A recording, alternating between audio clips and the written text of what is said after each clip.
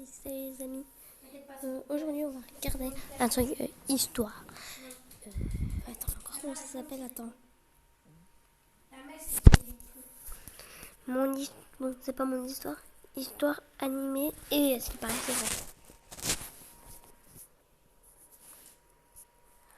Bonjour, je m'appelle Kenya et Bonjour. je vais vous raconter comment j'ai survécu en vivant dans un orphelinat.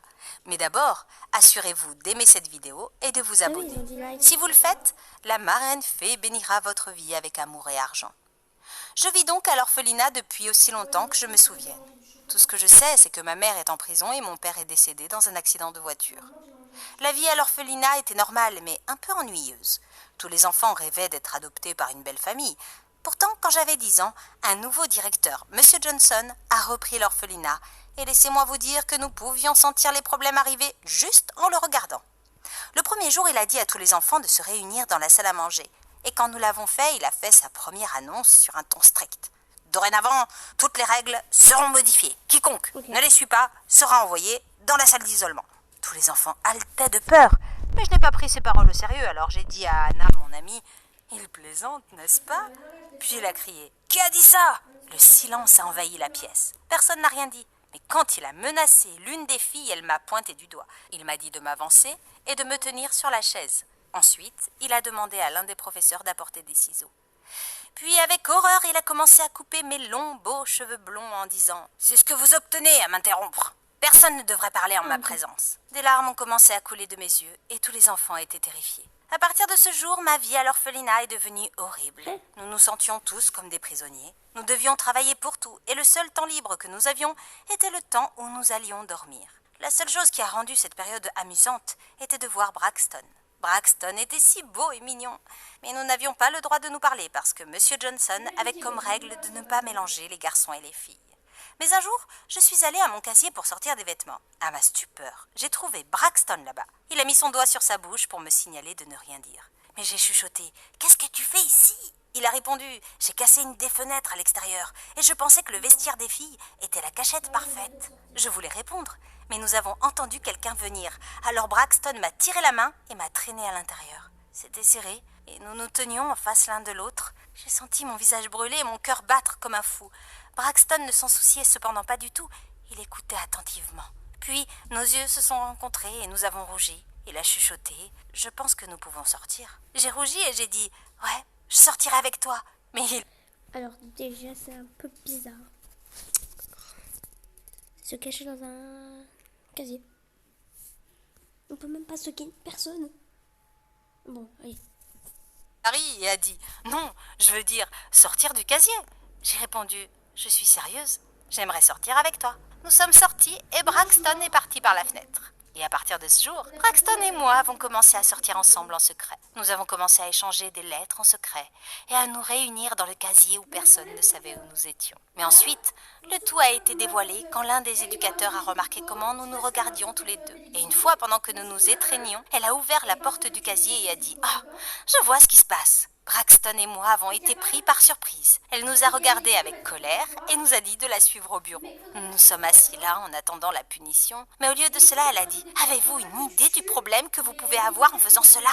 Braxton et moi nous sommes assis en silence, en nous sentant coupables. Elle nous a laissé sortir après une demi-heure de réprimande. Mais quand nous sommes sortis, Braxton avait un air de détermination sur son visage. Il s'est tourné vers moi et a dit « Nous devons quitter cet endroit. » J'ai objecté « Nous n'avons que 16 ans, nous sommes deux jeunes, nous ne pourrons pas survivre. » Mais il a insisté « On peut gérer, je pars ce soir. Tu dois venir avec moi.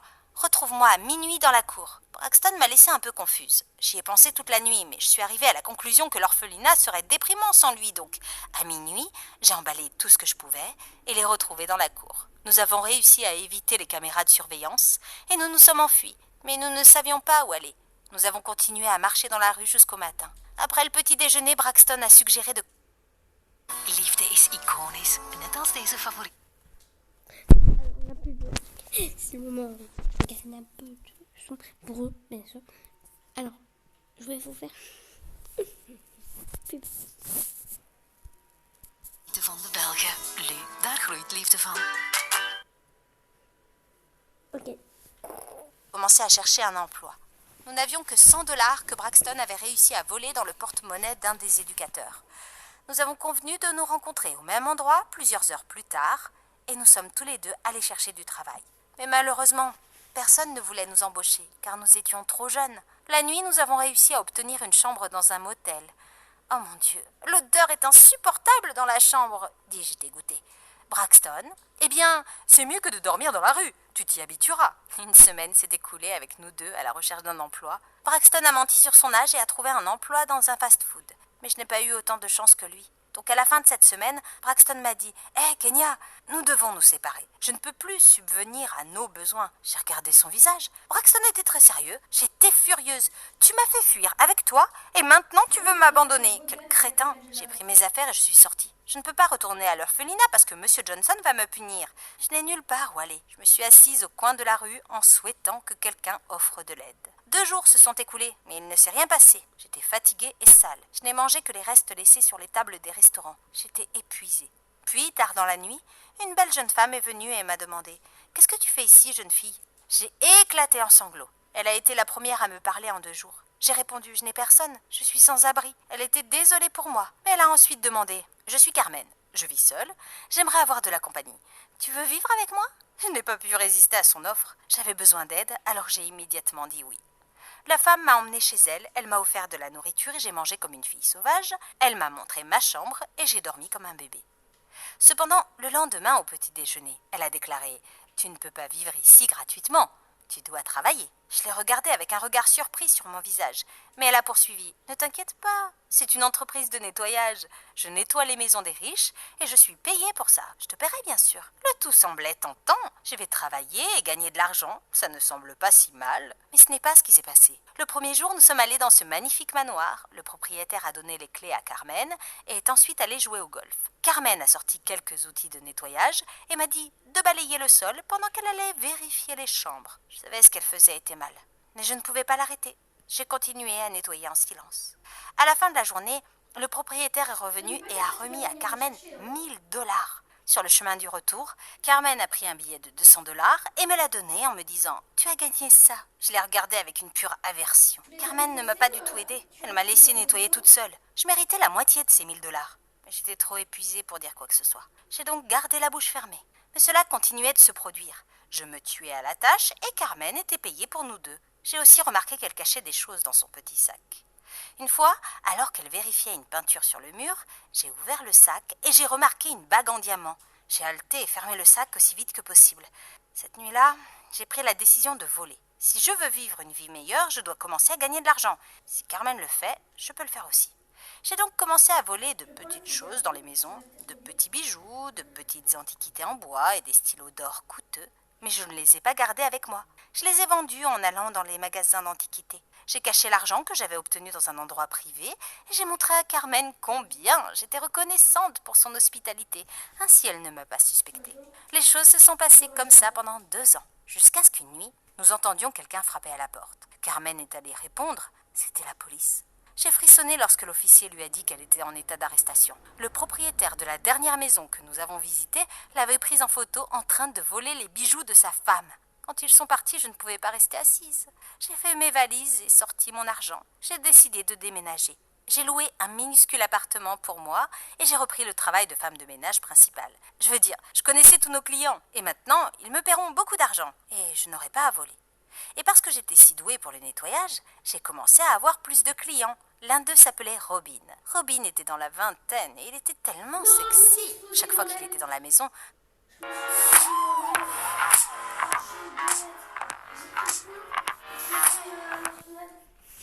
Nouveau, du Crax. Parfait pour l'apéro.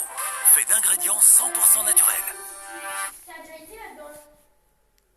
Je ne pouvais pas le quitter des yeux. Il avait un problème cependant.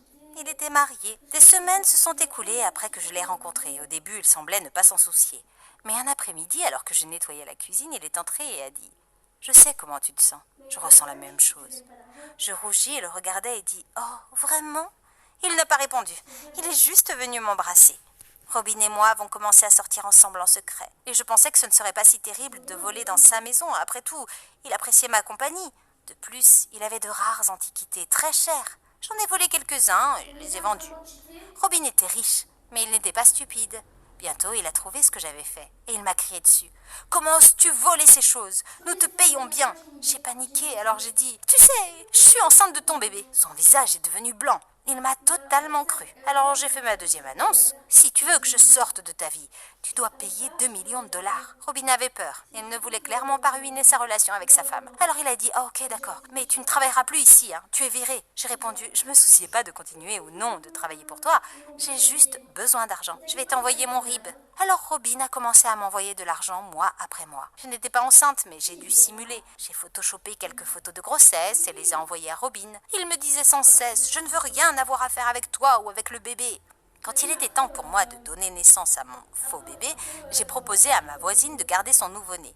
Elle était surprise, mais elle a accepté rapidement car elle avait des courses à faire. J'ai emmené le nouveau-né et je suis allée sur le lieu de travail de Robin. Il était nerveux quand il m'a vu. Il m'a dit de le retrouver sur le parking pour que personne ne puisse nous voir. Robin a dit « Que fais-tu ici? Je t'ai payé tout ce que tu as demandé. » J'ai répondu avec confiance. Le bébé et moi avons besoin d'une maison pour vivre. Je ne peux pas rester dans ce vieux petit appartement poussiéreux. Le visage de Robin est devenu rouge. Il était en colère. Mais cette fois, il a dit « Je vais te chercher la maison.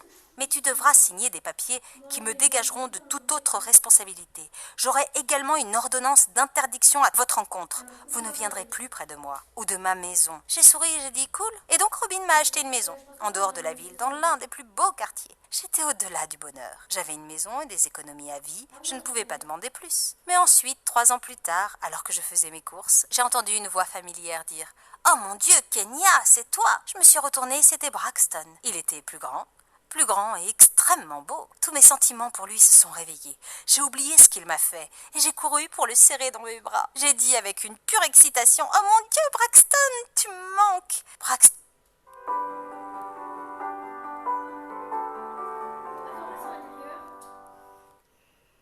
Passez à YouTube Premium pour regarder des vidéos sans pub et rester concentré. Commencez un essai gratuit dès aujourd'hui. John avait l'air impressionné par mon apparence. Je pouvais dire qu'il est tombé amoureux de moi. Nous avons commencé à parler et je l'ai invité chez moi. Je devais savoir ce qui lui était arrivé. Cependant, Braxton n'a pas été aussi chanceux ou intelligent que moi. Il était toujours pauvre, à survivre de mois en mois. Ne t'inquiète pas, Braxton, tu peux rester ici avec moi dans cette maison. Nous pouvons vivre ensemble. Braxton était sur la lune. Il m'a remercié, puis il a demandé « Alors, comment t'es-tu retrouvé comme ça ?» Je lui ai raconté toute l'histoire. Il était fier de moi. Braxton et moi avons commencé à vivre ensemble. Mais il n'a pas fallu longtemps pour qu'il me demande de l'épouser. Je ne pouvais pas dire non. Je l'aimais du fond du cœur. Nous nous sommes mariés lors d'une petite cérémonie. J'étais si heureuse. Mais plus tard, j'ai commencé à m'inquiéter parce que je ne pouvais pas avoir de bébé. Nous avons essayé, mais cela ne voulait pas fonctionner. Quand nous sommes arrivés chez le médecin, il m'a dit « Le plus grand choc de ma vie, je suis désolée, mais il semble que vous ne puissiez pas avoir d'enfant. » J'ai senti le monde s'écrouler. J'adorais les enfants. Je voulais tenir un de mes bébés. Quand nous sommes rentrés à la maison, Braxton n'était pas lui-même. Alors j'ai demandé « Qu'est-ce qui ne va pas ?» Et il a répondu « Peut-être que nous ne pouvons pas avoir d'enfants à cause de ce que tu as fait. Tu crois que c'est une punition ?» J'ai senti mon sang bouillir. Me jugeait-il maintenant? Je suis partie et je suis allée dans ma chambre. Je ne pouvais pas m'arrêter de penser à ce qu'il avait dit. Le matin venu, j'avais déjà pris ma décision. Je lui ai dit pendant le petit déjeuner « Je pense que tu as raison, j'ai fait des choses horribles. Je donnerai la moitié de mon argent à l'orphelinat. Ils en ont besoin. » Braxton a souri et a dit « Je vais m'assurer qu'ils le reçoivent. » J'ai écrit un chèque et l'ai remis à Braxton. Je ne voulais pas aller avec lui. L'orphelinat me rappelait de mauvais souvenirs. J'ai décidé de l'attendre à la maison. J'ai attendu et attendu, mais Braxton n'est jamais revenu.